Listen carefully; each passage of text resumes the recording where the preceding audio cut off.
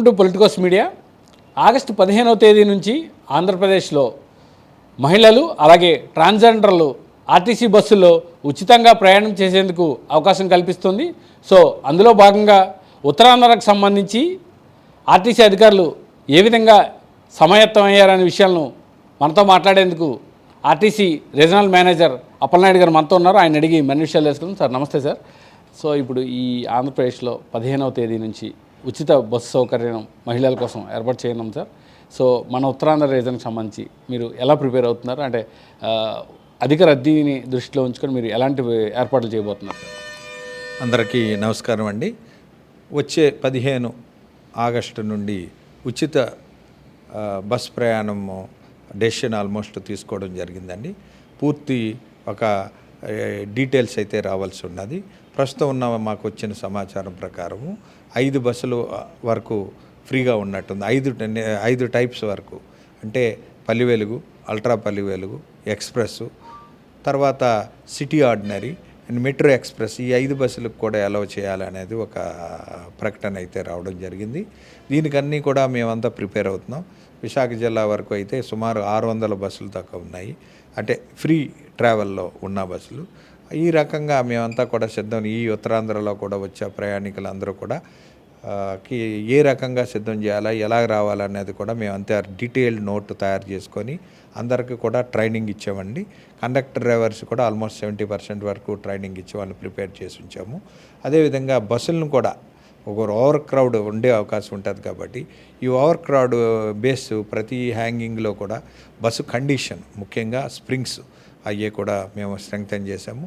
అదేవిధంగా హ్యాంగింగ్ ఉంటుంది కాబట్టి హ్యాంగర్స్ కానీ, ఫుట్ రైల్లో కానీ, ఈ రకంగా కూడా ఫుట్ బోర్డు కానీ అన్నీ కూడా స్ట్రెంగ్తన్ చేసుకొని ఎంత లోడ్ ఉన్నా సరే అది తీసుకెళ్లేలాగా మేము ప్రిపేర్నెస్ చేసాం. అదేవిధంగా పెయింటింగు, అదేవిధంగా పబ్లిక్ అడ్రసింగ్ సిస్టము, తద్వారా టాయిలెట్స్, మౌలిక సదుపాయాలన్నీ కూడా మెరుగుపరిచే ప్రయాణికులు సిద్ధం చేసుకున్నాము. ఈ రకంగా అన్ని రకాల కూడా సిద్ధం చేసుకొని డ్రైవర్లకి, కండక్టర్లు కూడా షార్టేజ్ మేరకు వాళ్ళు ఏ రకంగా నియమించుకోవాలన్నది అది కూడా సిద్ధం చేసుకున్నామండి. ఈ రకంగా ఆగస్ట్ 15కి ఎటువంటి నిర్ణయం వచ్చినా సరే ఏపీఎస్ఆర్టీసీ మన విశాఖపట్నం మా జోన్ తరఫున కూడా మేమంతా సిద్ధం చేసుకొని మన ట్రైనింగ్లో ఇవ్వడం కూడా, అందులో పథకం పేరు రావాల్సి ఉన్నదండి. దాంతో ఇక్కడ నుండి ప్రస్తుతానికి విజయనగరం వెళ్ళాలనుకోండి ఛార్జీ ఎంత ఉంటుందని ఉంటుంది. అదేవిధంగా మొత్తం పథకం ప్రకారంగా ఎంత రాయితీ అన్నది ఉంటుందండి.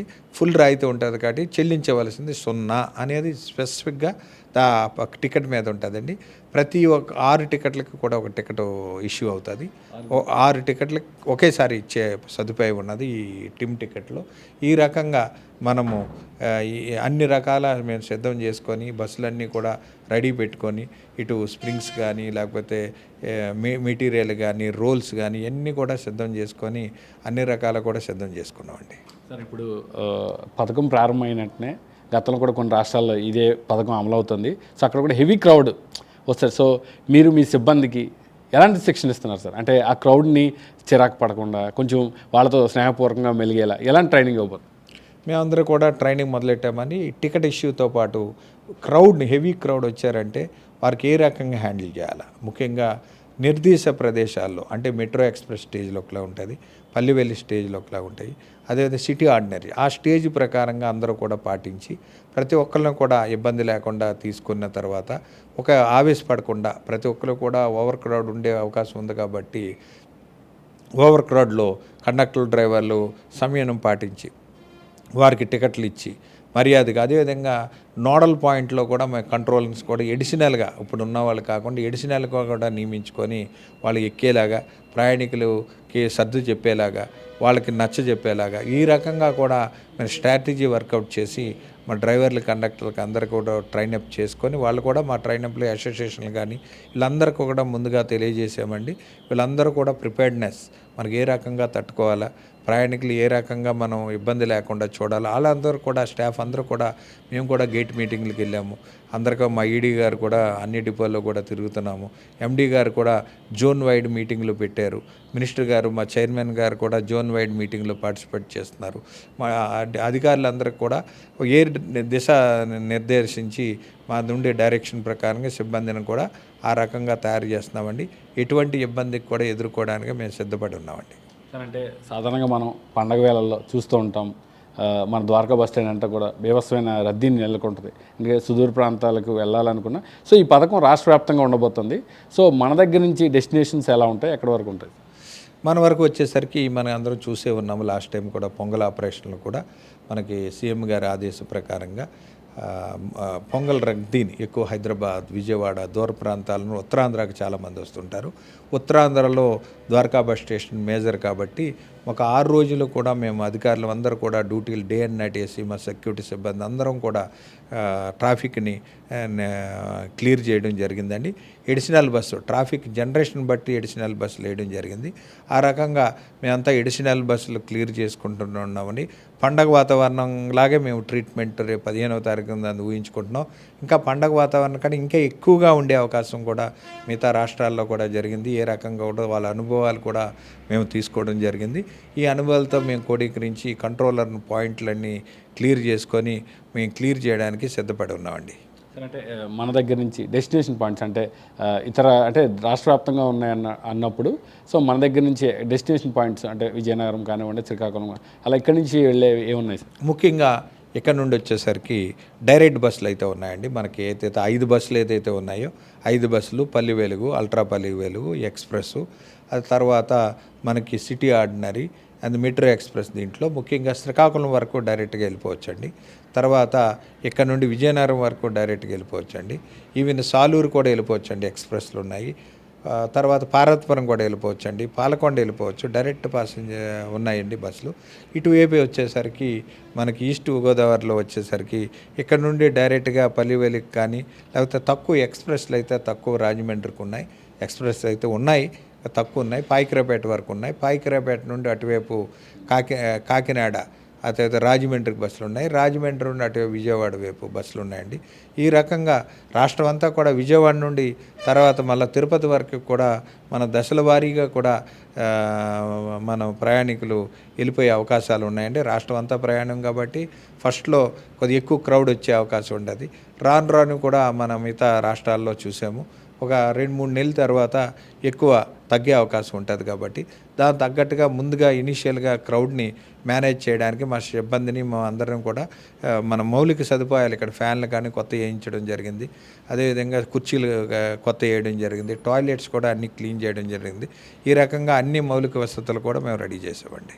సార్, ఫైనల్గా ఆర్టీసీ ప్రయాణికులకు మీరేం సూచనలు ఇస్తారు? తప్పనిసరిగా అండి, ఫ్రీ ప్రయాణం వచ్చింది కాబట్టి సమయం పాటించి ఒకేసారి అందరూ రద్దీలో కాకుండా ఫ్రీ అవర్లో స్టూడెంట్లు కూడా 8 గంటల నుండి 10 గంటల వరకు పీక్ అవర్లో ట్రావెల్ చేస్తారు, మీరు చూస్తూ ఉన్నారు. అదేవిధంగా ఈవినింగ్ కూడా 4 o'clock నుండి 6 వరకు కూడా ఓవర్ క్రౌడ్ ఉంటుంది. ఆ క్రౌడ్లో మహిళలు టూర్ వెళ్తారు కాబట్టి ఆ టైంలో కాకుండా మిగతా ఖాళీ ఉన్న టైంలో మనం వెళ్తే వాళ్ళకి అందరికీ సౌలభ్యంగా ఉంటుందని ఆ ఖాళీని చూసుకొని వాళ్ళ స్టూడెంట్లు వెళ్ళే ఒకే టైము, అదే పాస్లు ఒకే టైము, మహిళలు కూడా అదే టైం ప్లాన్ చేసుకోకుండా డిఫరెంట్ టైమింగ్స్లో తీసుకెళ్ళినట్టయితే వాళ్ళకి సౌకర్యంగా ఉంటుంది. అదే ఆర్టీసీకి కూడా ఇమీడియట్గా వాళ్ళకి సీట్లు దొరుకుతాయి, చక్కగా వాళ్ళకి టైంకి వెళ్ళిపోయే అవకాశం ఉంటుంది. కాబట్టి ఆ రకంగా వాళ్ళు ఎంచుకుంటే బెటర్ అని నా అభిప్రాయం. సార్, ప్రభుత్వం మార్గదర్శకాల ప్రకారం మీకు వచ్చిన ఆదేశాలు ఏంటి సార్? అంటే ఏం క్యారీ చేయాలి మహిళలు ఉచిత ప్రయాణానికి సంబంధించి? మహిళలు వాళ్ళతో పాటు ఐడెంటిటీ కార్డు ముఖ్యంగా ఆధార్ కార్డు కానీ, అదేవిధంగా పాన్ కార్డు కానీ, లేకపోతే ఓటర్ ఐడి కానీ, ఇలాంటి కార్డులు ఏ ఉన్నా సరే, పాస్పోర్ట్ కానీ ఇలాంటి ఐడి కార్డు ఏ ఉన్నా సరే మహిళలకి అలౌ చేయడం జరుగుతుందండి. అది ముఖ్యంగా ఏంటంటే ఆంధ్ర అడ్రస్ బార్డర్ వరకే అలౌడ్ ఉంటుంది. తెలంగాణ నుండి కూడా బార్డర్ వరకు వస్తున్నారు. ఆ రకంగా ఆంధ్ర అడ్రస్ ఉండాలి. ఉన్నట్టయితే ఈవెన్ మేము ఆదేశించడం జరిగింది. బెనిఫిట్ ఆఫ్ డౌట్ ఏమైనా ఇబ్బందుల్లో అప్పుడప్పుడు ఉన్నప్పుడైతే అందరూ చదువుకొని రారు కాబట్టి ఎలాంటి ఐడి కార్డు ఉన్నా సరే వెరిఫై చేసుకొని వాళ్ళు ఇబ్బంది పెట్టకుండా మేము పూర్తి స్థాయిలో వాళ్ళకి సహకరించమని కూడా మా సిబ్బందికి ఆదేశిస్తున్నాం. Thank you. ఆర్టీసీ బస్సుల్లో మహిళలకు ఉచిత ప్రయాణానికి సంబంధించి ఆగస్టు 15 నుంచి ఈ పథకం అమలు కానున్న నేపథ్యంలో ఉత్తరాంధ్ర రీజియన్కి సంబంధించి విశాఖపట్నం ఆర్ఎం ఇప్పటికే అందుకు తగ్గ ఏర్పాట్లు పూర్తి చేశామని మనతో మాట్లాడుతూ చెప్పారు. సో సిబ్బందికి కూడా ట్రైనింగ్ ఇస్తున్నామని, వచ్చిన మహిళా ప్రయాణికులను ఎలా స్వాగతించాలి, వారి దగ్గర ఏ కార్డులను పరిశీలించాలి, టికెట్ను ఏ విధంగా జారీ చేయాలనే విషయాలపై పూర్తిగా శిక్షణ అనేది ఇచ్చామని చెప్తున్నారు. ఆర్టీసీ బస్సులు కూడా ఆ రద్దీని దృష్టిలో ఉంచుకొని ఇప్పటికే అందుకు తగ్గ ఏర్పాట్లు చేశామని, బస్సులకు ఏవైనా రిపేర్లు ఉంటే అన్నీ కూడా పూర్తి చేసి డిపోల్లో ఇప్పటికే సిద్ధం చేశామని ఆర్టీసీ అధికారులు చెప్తున్నారు. సో ఓవరాల్గా విశాఖకు సంబంధించి ఆంధ్రప్రదేశ్ రాష్ట్రంలో ఏ ప్రాంతంలోనైనా ఈ ఉచిత ప్రయాణం చేయొచ్చని ముందుగా 5 రకాల బస్సులు ఏవైతే ultra Palle Velugu express, city ordinary, city metro ఎక్స్ప్రెస్లో ఈ ఉచిత ప్రయాణ సౌకర్యం కల్పిస్తున్నట్లు అధికారులు అయితే చెప్తున్నారు. కెమెరామెన్ ముఖేష్తో కిరణ్, పొలిటికోస్, విశాఖ నుంచి. Please subscribe to the channel and download the Politicos app from the links in the description.